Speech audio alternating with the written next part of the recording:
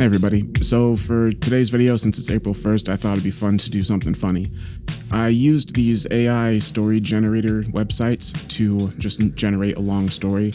I took like a paragraph and copied it into one of them, which would then generate another paragraph, which I just copied and pasted onto it over and over. So I didn't actually write any of this myself. It's all just the bot that did it. So yeah, it's gonna sound really weird and it's gonna get weird. I haven't read the full thing, I just skimmed it, so I'm not 100% sure how it's going to turn out. I'll try to do some sound design and whatnot, but yeah. The name of the story that it generated is Someone Stole My Dad's Computer and I Am Dead. Dirty Dan Young, a man in his early 40s, lies face down in a dirty bathtub of sewage. Several rotting trash cans and the tub of sewage are scattered on the floor. Frosted window blinds are closed, not unlike a giant tomb. Dan Young is shrouded in smoke. Distant sounds of heavy machinery are heard in the distance. As Dan is drowning in the sewage, his body is hanging lifelessly in the water. To the side of the tub of sewage is a thick tree.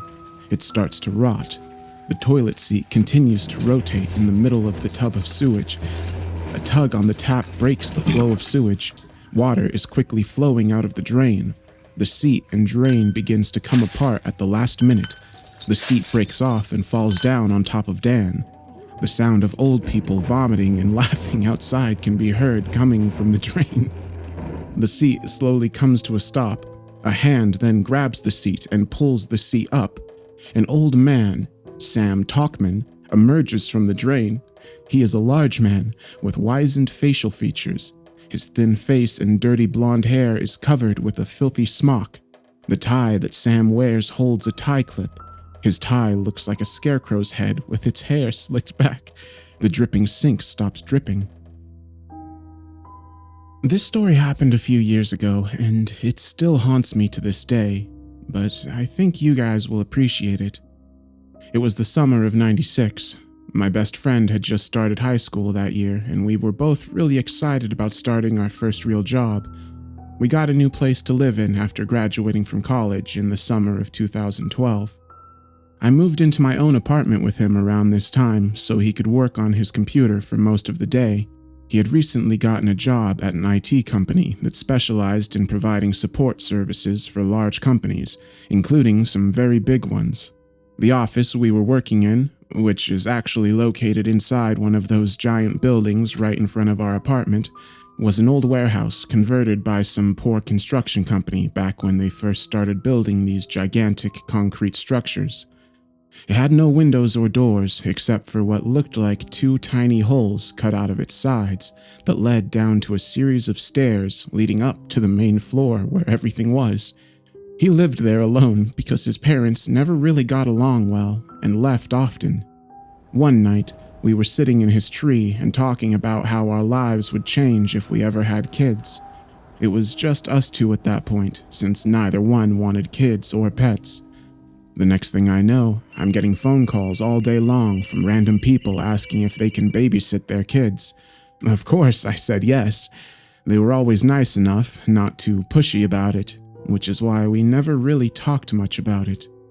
He told me that when they come out of their shells, they'll be such an amazing pair of kids. Then it hit me. Scooping. It's all I've been looking for from my school. This whole kids thing has just turned into a huge waste, which seems obvious to any parent who sees this. The children are overprotective and uncaring, while adults, in fact, want nothing more than for them to not do what we tell our boys not should show up at work unless absolutely necessary. But now, even parents with little sons can't stand him, even as he comes crawling back after being kidnapped. So maybe his best option is probably either escape or get sent straight home. Or both, like always happens before us. Here again go the cliches about poor fathers trying too hard on TV, except this time they were aliens in little suits living together with their very own daughters. Their only rule is that none of them ever play football, but somehow have managed to earn enough money from a couple of jobs as cleaners and waitresses at different restaurants during summer holidays to avoid it all with... God Damn it, to afford it all without paying anything for school or healthcare. Well, sort of, anyway. In fact, you may not even realize what these kids are doing because some really great parents make sure most people don't know who does those things, not surprisingly. I asked, "I thought you were going to be here for a week or two," he said with an unconvincing smile. "You know, because you're the one who got me this place in the first place." We walked into his living room and he saw my TV. He stood up, looked at it, then went to sit down again. Okay, I said. "I don't want you to think I'm just a little crazy. I've been thinking about it for a while now," he said, but before he could say anything else, we heard what sounded like someone running down our stairs outside. It was not the sound of footsteps as they usually were, or even footsteps, if there had ever possibly been any whatsoever. The smell of rotten meat on leather suddenly came from behind him as something fell off the table right next to his own chair. The camera zoomed out almost immediately. Another figure moved through the doorway, followed by yet another, more closely matching silhouette whose face remained frozen behind them while its body continued to rot away within the wall. The lights vanished altogether, so no images showed how much distance each person took their presence apart simultaneously after crossing those very narrow lines upon which life became possible forever, longer than anyone imagined since dinosaurs actually lived long enough ago to invent gravity-bending tools capable only transporting air currents near Earth's surface. Instead, there was screaming coming from all sides, voices calling out toward us for help, begging for relief, yelling angry things such as, "Please, no!" And yet somehow each moment seemed more intense than any other. At last, an awful scream came through. The same voice shouted another cry, "Shit!" And suddenly, everything turned black forevermore, while still continuing unhurriedly in slow descent upon life itself. After that, things more or less returned to normal, or so I thought. I was still scared because of all the spooky stuff that had been going on. The woods near my house were super spooky, and although I wasn't scared, I was still spooked out. When we went outside for a walk after school, he seemed extremely concerned about what happened during our stroll through the park. Well, with this incident being reported around town, many questions started swirling as to why someone would decide to go see such strange happenings while they are at church by accident. This is where I'm really wondering if there's some sort of deep down inside me believing that how it works. It's hard feeling sad when you know you're doing good deeds, like putting something into another person. What the fuck? What? But I'm not sure what's real love yet. I'm just curious who thinks it's okay to feel these horrible feelings knowing their heart may be racing? But back off, man. It's kinda dumb, dude. You could easily felt her pain and cried over hurting nobody, but instead maybe she couldn't even say any words enough like, "Why did it have them here?" He looked at it for a second before looking back to me. "Okay, let's see what you got." He put down his drink, picked up the remote, and turned on some random channels. I was in my room, playing video games when he came in. My eyes were wide open, staring into space. When he got closer, I could tell something wasn't right. His hair seemed greasy, like he'd been in a greasy pan. He stood on the sidewalk and looked up at me. I saw his eyes were shining with excitement, but he wasn't smiling. It was as if it had just dawned on him that this was a bad sign. The second he touched my hand, it felt like someone had poured acid all over it. It burned for hours, then suddenly stopped. What happened next is stuck in my head. We both stood there staring at the same thing, not knowing what else to do. My hand was trembling, and I knew whatever we did would only make things worse. His face twisted into an evil grin as his fingers brushed against mine. He pulled me in close, kissed me, then held me. "You are mine, and you have nothing left to lose." "Damn it, I'm yours." "But you're not going to get hurt because I'm your friend. You're a good person. You won't leave me. I'll be okay." Suddenly, his face shifted and turned into a horrifying giant bear face. It was huge for its size, covered in red fur and eyes that glowed with white light. The enormous beast's mouth opened wide at the same time as it shouted loudly like an angry lion, roaring against what seemed to be the ground from some dark, secret underground room deep in the castle. Why did you come up here? Why are all of your comrades running away? At this moment, Lin Feng looked coldly towards Yan Qin Meng, who had just stepped out when suddenly he let fly one large fist strike. He then spat fire fiercely behind him before turning back around the room where Liu Bei was still sitting on his throne while looking at Yang Qushang. Seeing that Li Qing was completely gone from sight, Wang Bao rushed up to him with an angry look and then I woke up. The sun was shining in at the open window, and a soft wind came up from the sea. It had been very pleasant for me to be awakened by this gentle breeze. There were no waves on my bed, no waves crashed over me. My bed stood in its place with all 3 windows open. All of them looked out upon the sea, except one which faced toward the south wall. This window seemed closed, but I could see that it opened just enough to let in some light into the room. It did not seem like there would be any danger for now, for there was nothing between me and it. But then something happened. The wind howled again, the door burst open, and the moonlight streamed in. Then I saw what happened. A man who wore a long cloak walked in, carrying a heavy bag full of silver coins. He went to the window and threw it down there.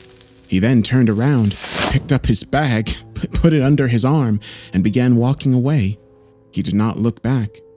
When we were alone that night, my wife said, You know, when you got home from work, there was something wrong with your face. You looked like someone had been baiting you. Your eyes weren't right. They kept moving to the right. The next day, I went back to my old job at the local newspaper.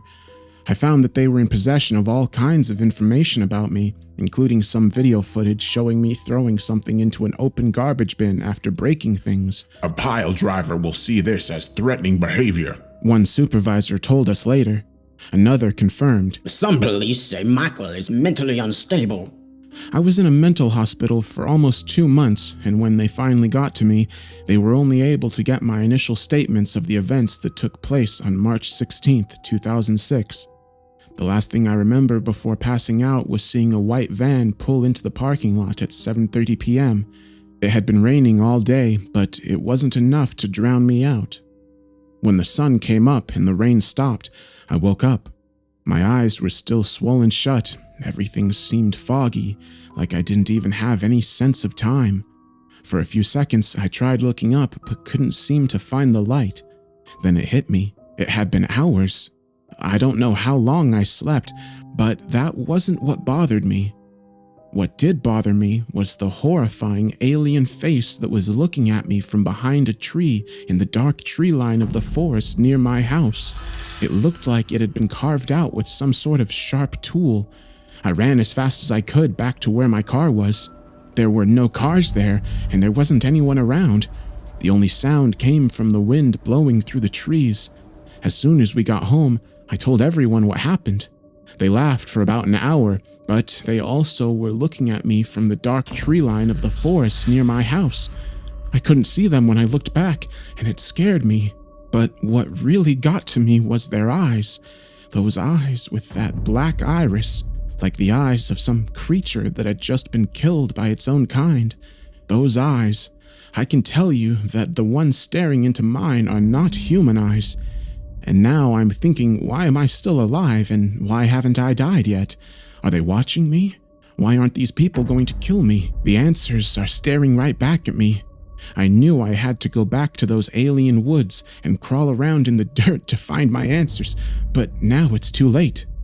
I'm a zombie now. That's how I'm feeling right now. So sorry for waking you up like that. Know that little girl who saw me is your... No. What I'm saying is, everybody needs to know that if you can help us, then we'll help you too. If you can be here for tonight, getting help, the good stuff that you need, the stuff that none of us ever get, then if all of that stuff has helped, you can do whatever you want. But until then, we're going to stay here in the road to survival. You can do whatever you want, but until then, we need you to be here with us." Pointing at the tree, the bass gets off its stake and turns his back to the others. He looks in the direction of the nearest tree, picking up his hammer. Screams and yells begin to grow louder as the woman starts screaming. The noise reaches a crescendo and intensifies, bringing out the moonlit sounds of people still dancing in the woods. The Mayans can be heard shouting and screaming all around, even louder and more piercing than before, beyond anything we've ever heard before. The Mayan screams grow to a deafening pitch as they reach a crescendo, throwing everyone into total darkness and complete silence. The woman screams for everyone to stop screaming. Her voice is so loud and crazy that it's making their way out of the jungle all the way up to the ravine that lies in the road.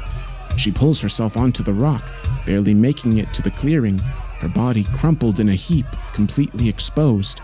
The woman turns to her child and screams at her like it's the last thing she wants to hear.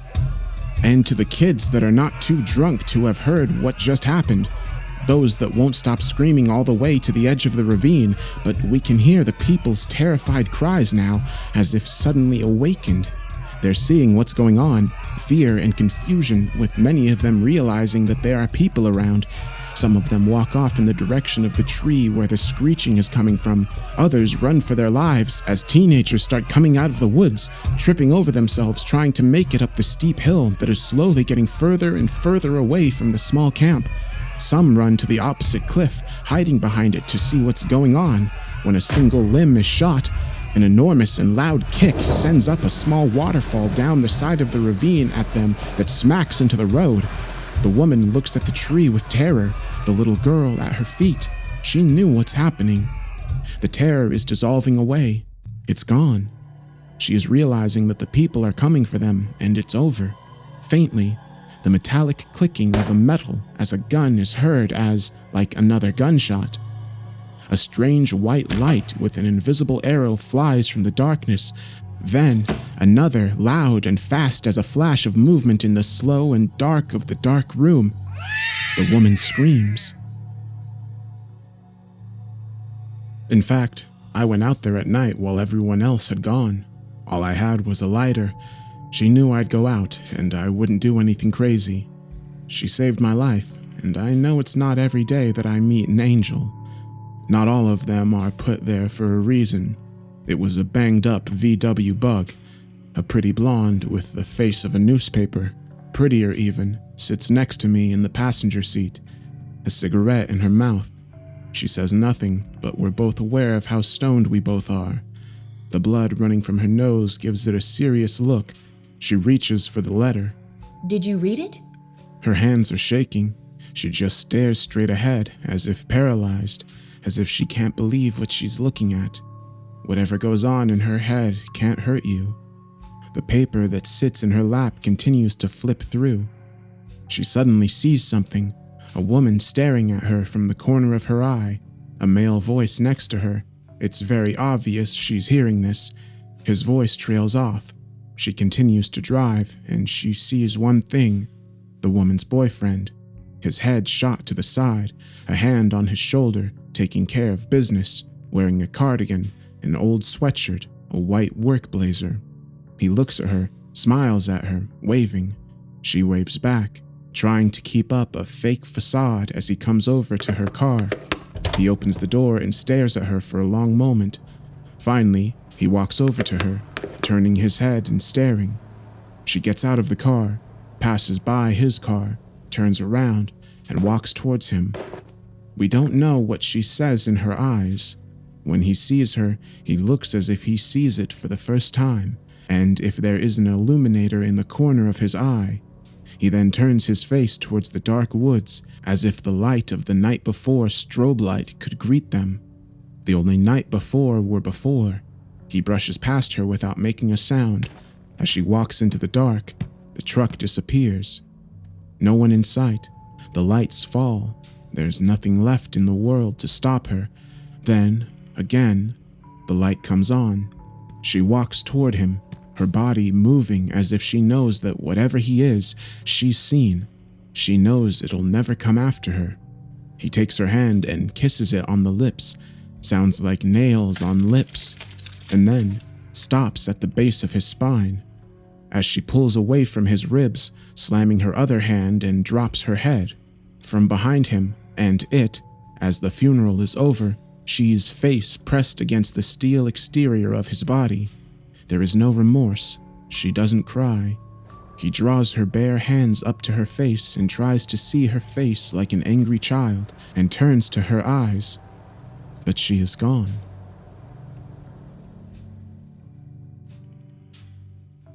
All right, so that was the story. Well, that was weird. Good night.